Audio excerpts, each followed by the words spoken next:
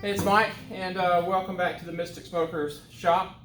And in this episode, we're going to start building the collector. We won't finish the entire stack and collector system, but we will finish the collector itself, get the stack placed into place, and then pull the stack off and save it for very last. The reason we don't want to put the stack on yet, actually welded in place, is because we'll want to rotate the entire cooker on the rotisserie to better facilitate welding the firebox on later on. Of course, that's a huge counterweight back there on the other end, and we don't want it getting in our way while we're trying to do all this. So it makes logical sense to put the collector on now, and I have gone ahead and set the little laser up. You can see our 9 o'clock line here, which is the bottom of our door opening, and our 3 o'clock lines over there. Of course, these were made from the other side, right? So it doesn't matter if we call that 3 or 9 or whatever. It's the two side lines, and the little laser is lined up exactly on those two lines. So this is our vertical center, and this will be our horizontal center. And all I'm going to do is just put some little marks across here so that we can have a good center line there.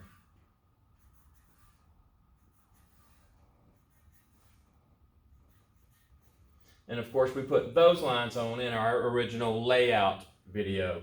So those are the original layout lines, and all we're going to do is wrap around the tank now. It's very difficult to do with like a tape. You can start here and go way over there, but you don't know if you're getting exactly right. So I like to just use the little laser pointer, and if we check with a level right across there, that is exactly level. So we're right. That's going to turn out just right. So we need to cut out a rectangle here that is going to facilitate our collector, our stack collector. So I like to build the walls 6 inches tall. They'll actually be 6 inches tall on the inside, not on the outside. So we'll allow a 1/4 inch on the top, a 1/4 inch on the bottom. So essentially we're going to do 3 and 1/4 inches up, and then 3 and 1/4 inches down to get our 6.5 inches of total height for our cutout there. Now you have to be careful when you're measuring this across. You can't just do 3 here and 3 over there, because because this is dome shaped, this compound curve, you'll kind of cut out an egg shaped kind of cut. So you want to come up 3 and 1/4 in a lot of different places, if that makes sense, so that you're not cutting a weird shape. You're cutting an actual rectangle out. So let me start measuring our 3 and 1/4. We can cut this off because let's fill in a few more lines there just to make it easier. And you may be asking what this hole is. When I prep these tanks to make the first cut, which this is actually the first cut, I fill them with water. A lot of guys will say that's overkill. You know, they'll do car exhaust or whatever. Just to be safe, I fill them with water. I even put a gallon of the cheapest dishwashing soap that I can put in them, drive them around the block a couple times on the trailer, let them slosh back and forth, and that'll help clean all that gooey stuff out of the inside of it. And you can tell from looking at the inside of this one, it's very clean and very dry. So at least on this tank, that works very, very well.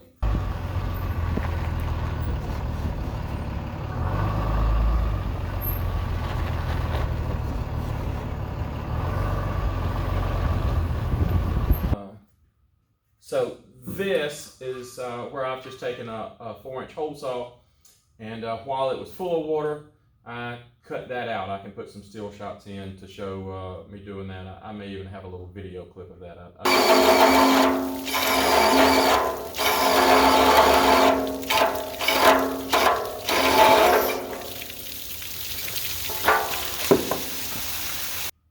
Anyway, I will cut that out. Of course, all the water just pours out of it. I'm not really worried about blowing up because it's full of water.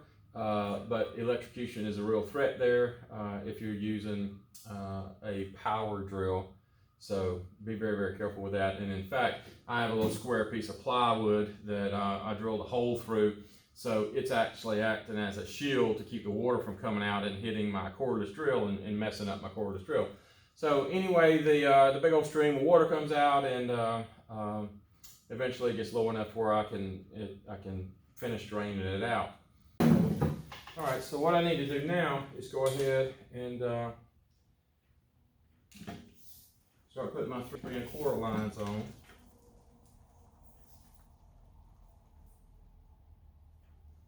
So 3 1/4 up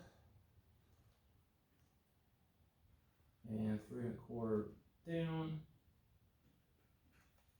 and then I'll come over just a little bit, 3 1/4 up and 3 1/4 down. 3 1/4 down is 6 1/2, and I'll just work my way around.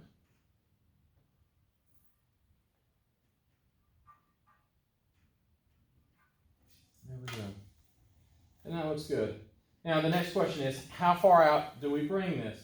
My answer is come out as far as you can without interfering with this radius on the outside. So I would come to about right in here. And that way I can still get a good weld right there. It's not getting way out here on this real sharp compound area. If you start getting way out here, then you end up with a big gap right there that you have to fill in with the welder. Not that big a deal, it's just not the prettiest fit. So the flatter the surface, the better it's gonna look. So this area right here is a good compromise between being sort of flat, not as flat as up here, but wide enough that we can take advantage of full width on that collector there.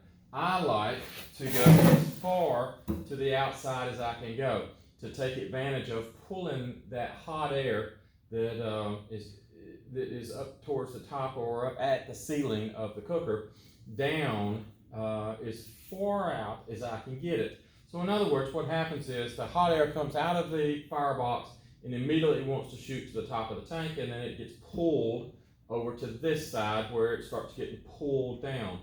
And around in here is typically where it starts to really come down. Well, if your collector is narrow, it pulls it down into a narrow area, and you get a zone over here that doesn't get as much of the hot wind or hot smoke as other areas. And you can even get a little turbulent area right here that can cause some problems. So I like to come all the way out and grab as much of this air that is running down the sides of the cooker and pull that into our collector as smoothly as I can. So the idea is to get the collector as wide as we can, reasonably tall, but not so tall that the air is not being pulled down. I found that on a 250, in my experience at least, a 6-inch inside height collector seems to be the sweet spot. I've gone lower and it doesn't seem to work as well. I've gone taller and I seem to get a cool spot right here on the end of the grate. Now another thing another option that we have is to lower this entire rectangle down just a little bit. I have done that. I've gone down about 1.5 inches below grate for the center of this box. In other words, this line would be down. I would just shift all of this down about 1.5 inches. I believe that I saw a little bit of a difference. I'm not absolutely sure. It's very difficult to tell. There's so many other variables involved. But the advantage, if there was one, was negligible. In my opinion, not enough to outweigh the complexity that you add in by dropping this collector down a little bit. Now, I have done several like that, and it's not that hard for me now because I have done a few, but you have to consider that in a collector that is centered across the center line, our bottom plate and our top plate are basically mirror images of each other, except the bottom one still has the hole intact where the top one has the hole out that the stack goes through. So basically they are mirror images of each other. If you move it down, now we've got a different radius because this tank also goes this way. This bottom floor is actually larger than the top floor is, and it's a whole different set of geometry to keep this wall on the side straight up. I've seen a lot of cooker designs where they kind of slant this wall over, and that makes that geometry and that build a little bit easier. But I think it looks better if it's straight up and down, and shifting this either up or down makes that process a little more complex. So just know that going in. If you do elect to lower your collector a little bit below grate level, which if we need to keep in mind now that this is the center line of the tank, which is the bottom of our doors, right? The bottom of our doors is the bottom of the grate slide out, because the grate slide out has to come across there. Now we're using 1 1/4 inch angle for our grates. So the top of our cooking surface, or the top of our cooking surface, is actually going to be about right here. So we are actually 1 1/4 inches below grate level. Now we're not 1 1/4 inches below center of the tank, which is bottom of the doors, but we are 1 1/4 inches below the cooking surface. So just know that running this rectangle center on the center line will put the center of the collector however height it is of your grate material. And mine is, this cooker will be 1 1/4 inches. We'll use 1 1/4 inch angle to build our grate. So just know that when you're going forward. So what I'm going to do is basically bring this 90 degrees down, and I'll go over to the other side and measure off of our weld there. It's not going to be critical just how far it comes over. It doesn't really matter as long as it's close enough that our eyeballs can't distinguish the difference and it looks uniform. So I'll measure across here and get this nice and perpendicular, transfer it over to the other side, and then we'll start cutting that out. Alright, so it's time to make our cut, and it's kind of loud here because I've got the fan going, the big exhaust fan on that side, pulling as much as I can through the windows of this other side door. And I will still be using my good respirator, the full face respirator. I've found over the years of using these grinders that the little metal fines that come off of here, I'm not talking about the sparks that obviously make it to whatever direction you have to be pointing. I'm talking about the dust. If you look in the sunlight, if a beam of sunlight happens to hit where the dust cloud that you're working is, you'll see the tiny little pieces of metal just floating through the air. Well, I found over the years that if I'm cutting a lot, like these holes here, I'm better off using my full face respirator. Of course, it will protect my eyes from anything that wants to come up and hit me that way, but more importantly, it keeps that dust, with that metal dust, and of course the fiber dust, not just out of my lungs, but out of my eyes as well. I have found that my eyes get very irritated by that super fine dust, so if I'm cutting more than a little short piece, you'll see me put my full face mask on. I really don't like wearing it that much. It's not as comfortable, but it is what it is. So whatever PPE, personal protection equipment you decide to use to cut these, this is my recommendation. They're not cheap, but they're not that bad. It's a whole lot cheaper than a trip to the eye doctor, for steroids and everything else to get your eyes back in shape.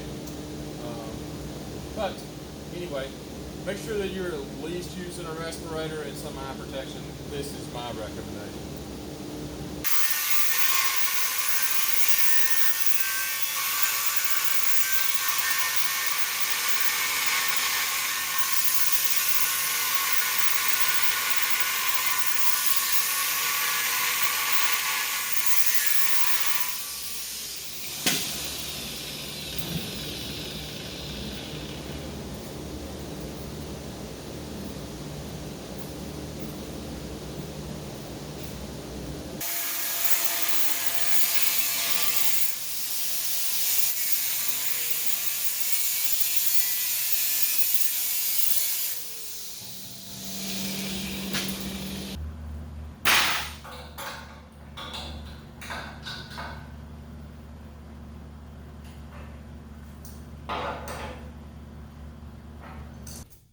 Okay, so we've got our hole cut, and I really like the way that that worked out. Looks nice and consistent. We're exactly 6.5, measured in several places all the way across.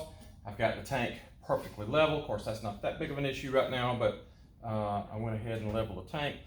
The next thing we need to do is make a template for our bottom plate and our top plate so that we can cut those out with either a plasma cutter or a grinder or whatever you want to use.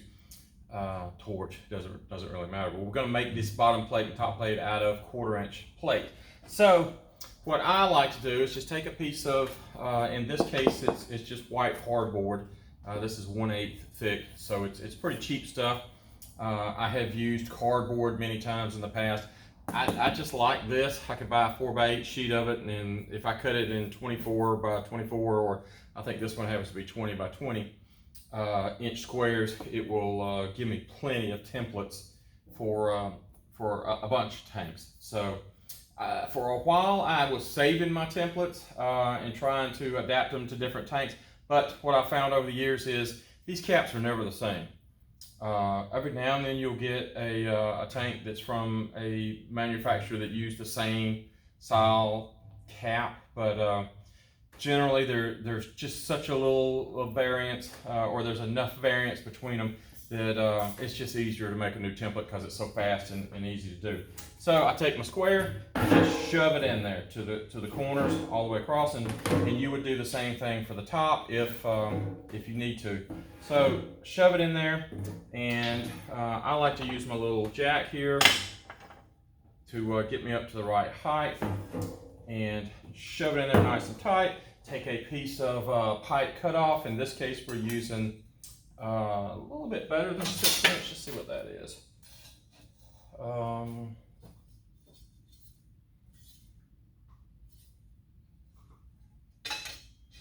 That is ID 6 1/4. So no, 6 3/8 ID. So I like this pipe.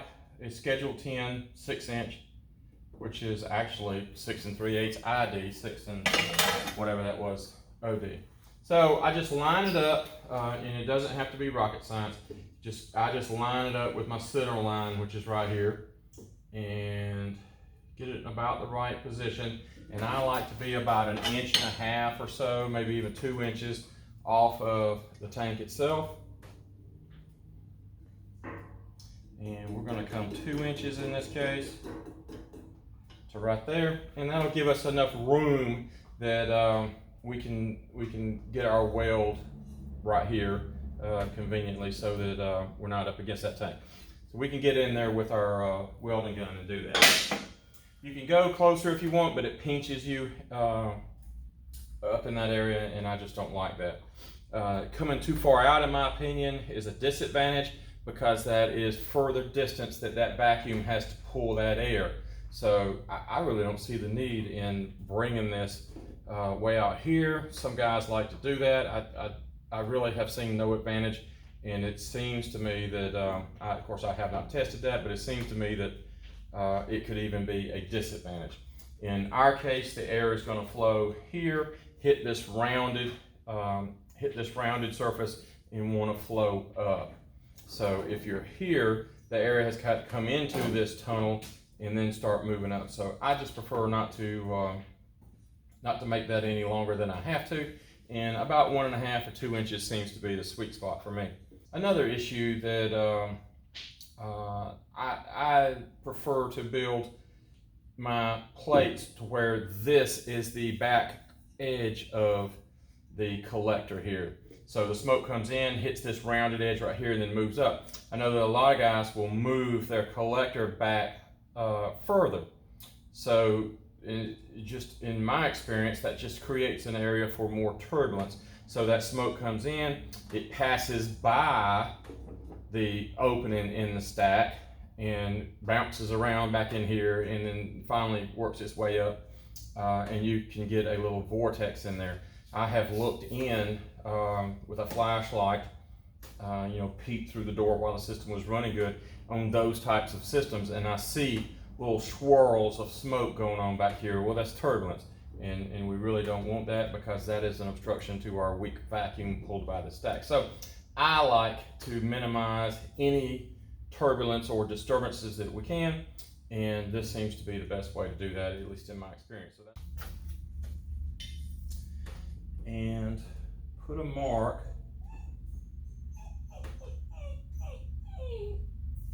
from the outside of our corner to the outside of our pipe, and I will bring that camera in to show that in just a second.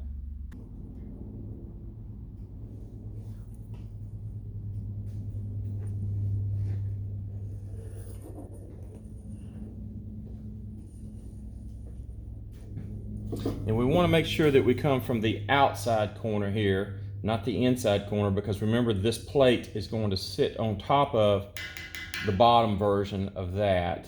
So we want just a little bit in that corner right there. And then this will get attached on here.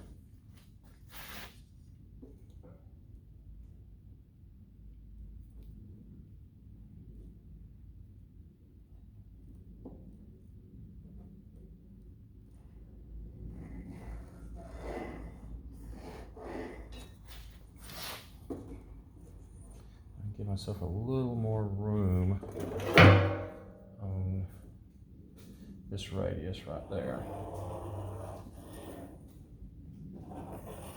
There we go. So this is the line I like better. That seems to work pretty good. So our cutoff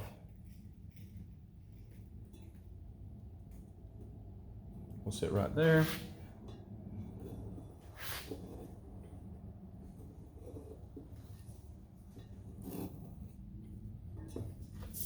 And there we go. And obviously I'll cut this outer line. I didn't like this one here because it gave me a little bit of a weirdness right there. So I like that better. That's a straight shot from the outside of this corner, outside of that corner to here. So before we move that though, we don't want this piece to move out of position.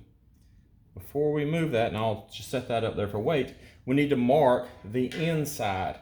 Now we're going to mark essentially the bottom version of the inside of this lip, and that's going to give us our radius across here.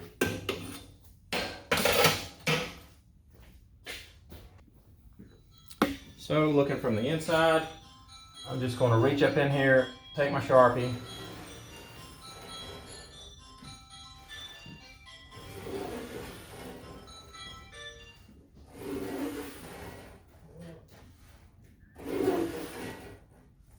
and I made several passes with the Sharpie, turning the Sharpie to make sure that I got good ink in there. Because once we get it marked, we don't want to have to be putting it back in the exact location again and trying to do that again. So there's our inside radius, and here's our piece. So what we'll do now is take it into the bandsaw. We'll cut that and this, and that will be our bottom plate. And we will use this again to make our top plate, but we'll cut this hole out for the top plate. So that'll become more clear in just a little bit. So let's move to the bandsaw. All right. Once again, this isn't rocket science. We'll just get as close as we can with the lines, and then we'll take the sander to get them perfectly straight.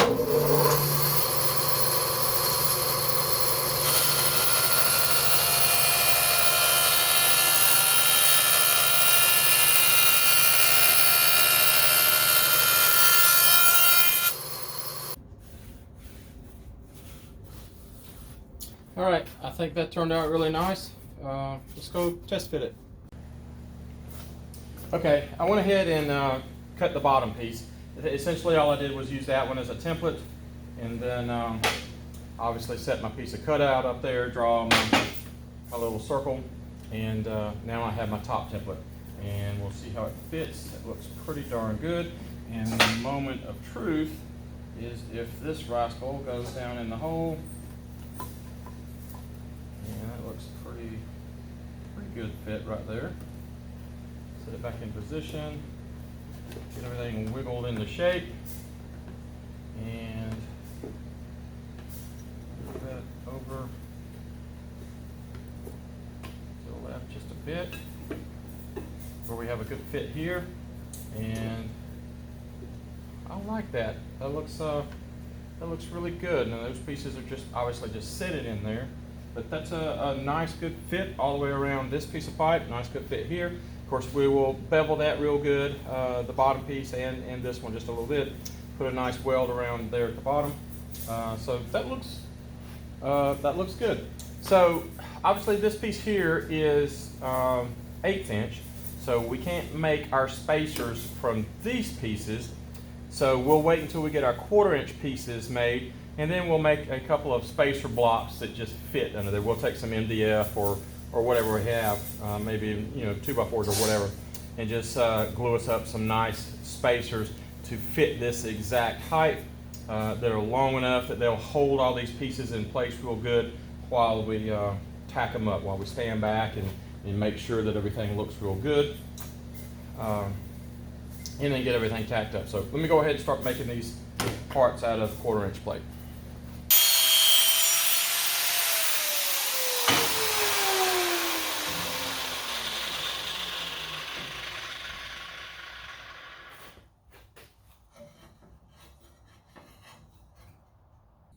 Okay, I've made our 1/4 inch top and bottom for the collector, and everything turned out good. Remember, we made those from our templates.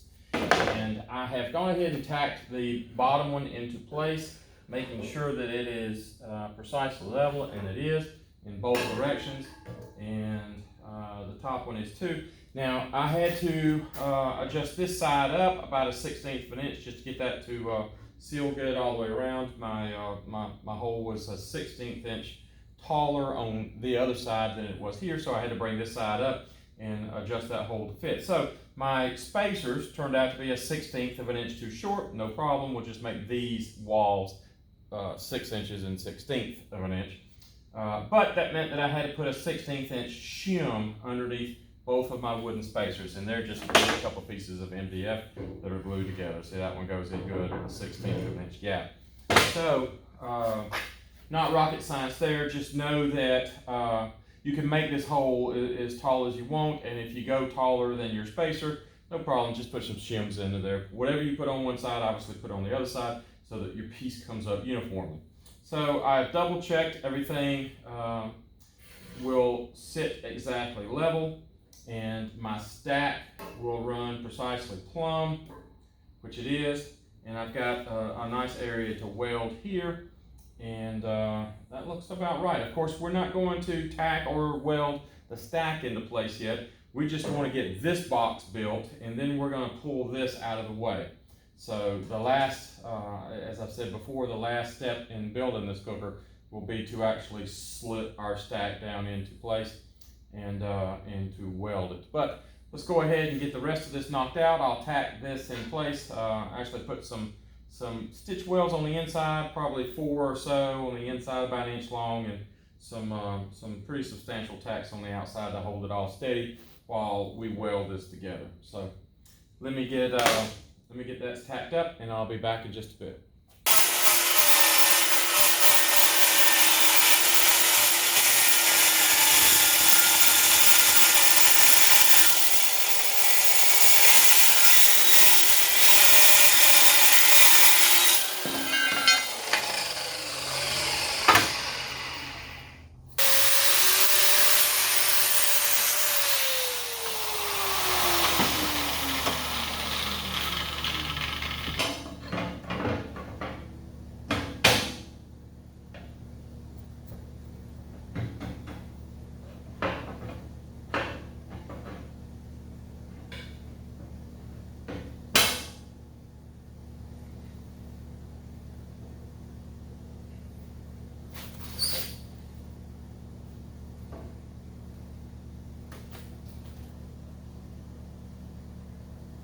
Here's a quick clip of the collector tacked up, ready to go. So at this point, it's just a matter of welding it up and moving on.